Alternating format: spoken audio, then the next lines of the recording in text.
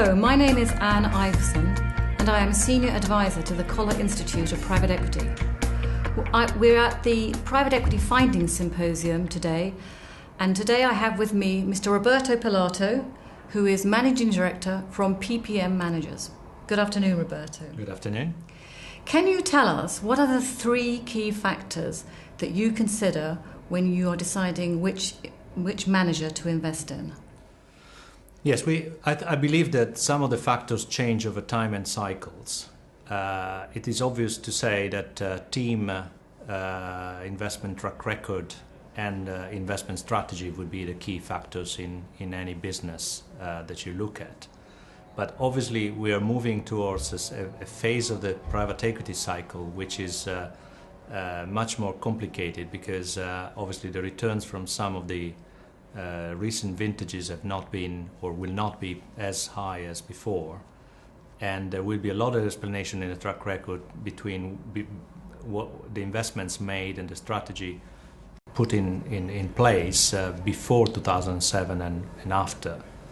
So investors will be very interested to know, for instance, the recent deals done, even though they don't have a huge history behind them, but at least whether they look good, whether they make sense, the pricing was right, and whether anything changed in between the investment strategy and the investment type of deals targeted before the crisis and after the crisis.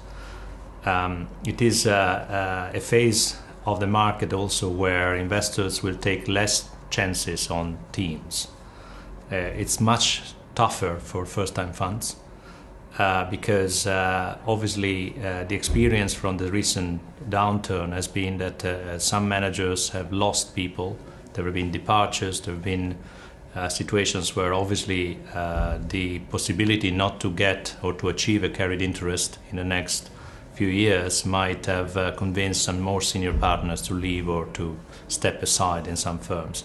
So team cohesiveness, hunger, drive, coherency in the incentives that put them together are going to be very important. And in a way, this has always been the case. But obviously, given this downturn, obviously this will have a very special light in the eyes of investors.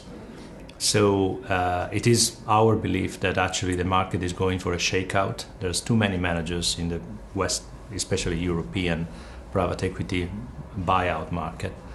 And there the bar is going to go high on a number of standards and points in terms of which managers to back and on what basis. So the most stable teams and all the teams that have actually a continuity of incentives to keep them together, and teams that obviously were able to go through the crisis in a smooth way, so with not too many damages, will be looked at even more than before. While in other phases of the market, there is an attraction in backing sometimes either first-time funds or in teams or new strategies, because obviously the market gets larger, gets more segmented, and there may be spaces for new ideas and new ambitions to make a difference. So I believe this is going to be, therefore, 2011 second half and 2012 will be a period of intense fundraising by a large part of the fund managers actually in Europe, and there will be not all of them will get the money, and not all they get all the money they would like to get. So that's the second factor, and obviously the third factor is to understand what kind of environment we're going in.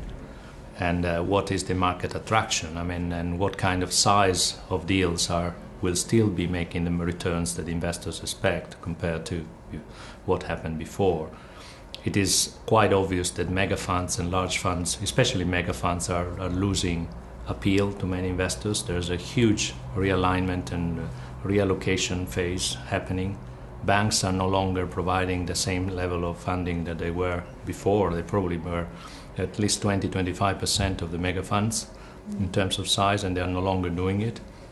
And that will have a knock-on effect on the strategies, and obviously the real fundraising, positioning, activities of many of the funds, especially on the top level.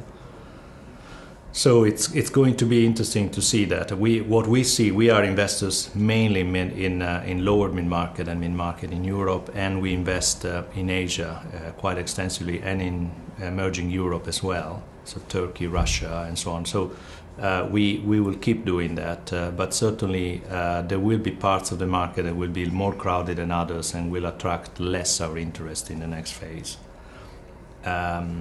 And the interesting thing that is happening at the moment is really the fact that some exits have started coming out of the market in the last year after a long period of relative calm.